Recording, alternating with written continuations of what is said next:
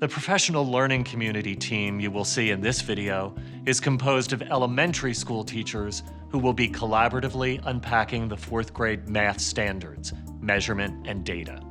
It's important that teachers work together to unpack the standards into clear, specific, student-friendly learning objectives. This is the first step that is connected to daily classroom practice. When teachers across a grade level have a common understanding of what the standards mean, then they have common expectations for what students should know, understand, and be able to do. This is how we begin a continuous cycle of improvement and raise the achievement levels of all students. Let's watch how these 4th grade teachers do that. How's everybody doing this morning? Good, thanks. Good day. So before we start, I really want to make sure that we go over our norms. So we're going to honor our start and end times, make sure that we get everybody out of here when they're supposed to be. We're going to state our objective and stay focused. We're going to actively listen and participate, voice and respond to concerns positively and non-judgmentally. We're going to address violations of the norms, and we're going to slow down to think, reflect, and puzzle about things. All right, so everybody's in agreement with the norms? Sounds good. So we know that in the past we've been using textbook series that maybe aren't always the closest to the standards. They say on the front that they are, but maybe not aligned as we would like them. So it was really important for us to go through this process of trying to unpack the standards and making sure that we're addressing all the standards we need to. So we'll be taking a look at the measurement and data standards today. So what I did was I created a packet for you. So you have your tan packet. Nice. And in the front of the tan packet, we have our curriculum document, which is actually a Google Doc. So you can access the Google Doc using the address on the packet. And if you flip a couple pages, about 4 pages in to the packet, you'll notice that we have those same unpacking the standard sheets that we've been using. And today I have pre-printed these 7 different standards that we're going to be unpacking in the measurement and data unit. So let's take a look at measurement and data number 3. First thing we want to do is look at the language of the standard as it's written, and we're going to be underlining the nouns, and then we'll be circling the verbs to get started. And in the past couple weeks, it's worked really well when other people have taken the opportunity to read the standard out loud and sort of lead the discussion. So Randy, if you want to start with standard 3. Sure. Standard 3, apply the area and perimeter formulas for rectangles in real-world and mathematical problems. For example, find the width of a rectangular room given the area of the flooring and the length by viewing the area formula as a multiplication equation with an unknown factor. And underline, and then we'll go over what we have. Okay, so once you have all of your nouns underlined, why don't we start going over? I had area and perimeter. Okay. Rectangles.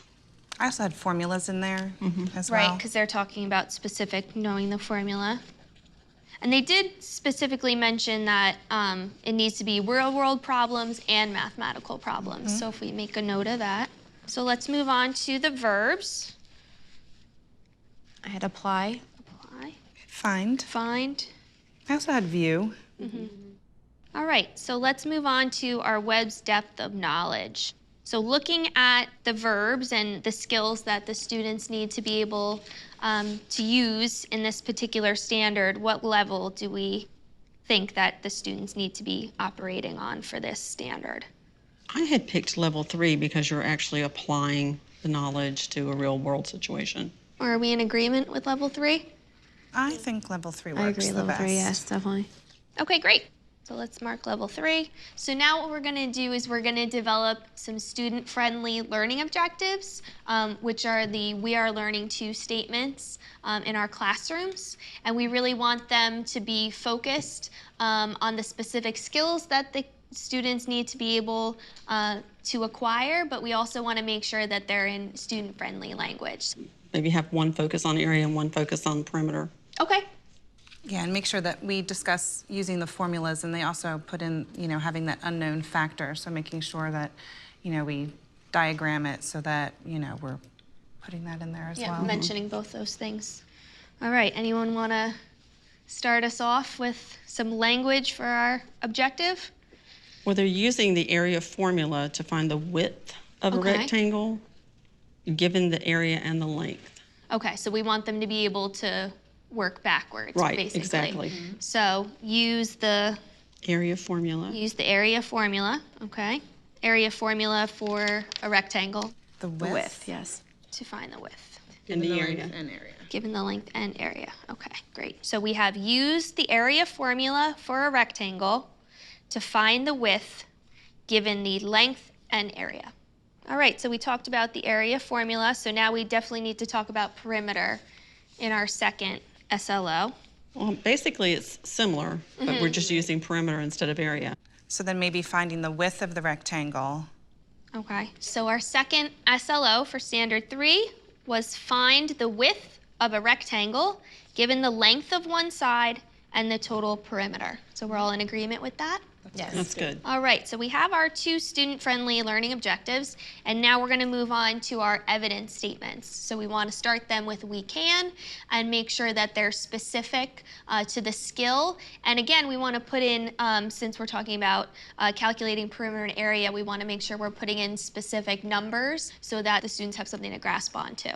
Well, since it said specifically relating it to the real world, maybe they could actually find the width of a rectangular room and calculate the area and then use that information to find the length. Okay, That sounds good. Okay. calculate The width of the rectangular classroom by dividing its area of 48 feet squared by its length of 8 feet. All right. I really like that example because it's based on our classrooms and it's something they can actually measure, which Yep. measurement, that's what this unit's all about. And since SLO2 was so similar to the first one, I think we could still even use the classroom as the Right. example for solving for the width when you're given the total perimeter. You think? Okay.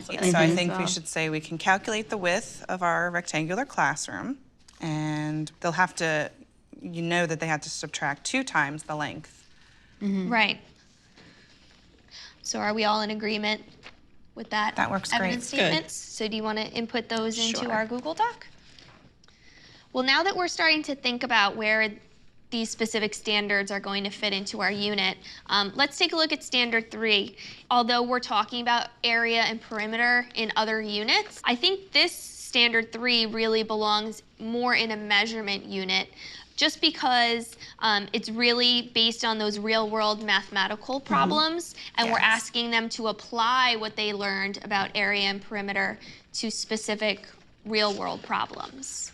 I agree. I agree. Yes.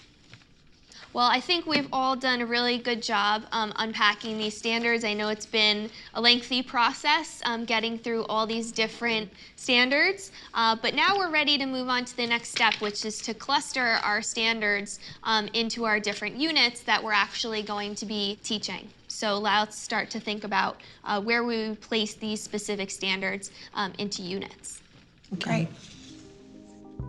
In the video we just saw, I want to note the importance of having a viable, standards-based curriculum that is the foundation of the instructional process.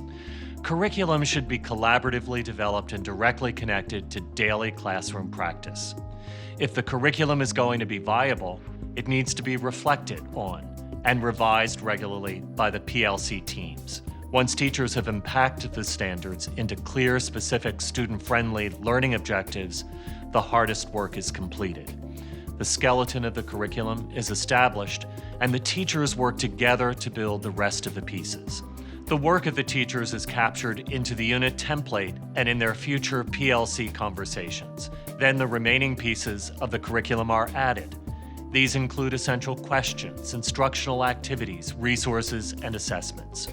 If we are going to improve the learning of all students, there must be tight alignment across all pieces of the instructional process, beginning with the curriculum and continuing with formative and summative assessments and instructional experiences.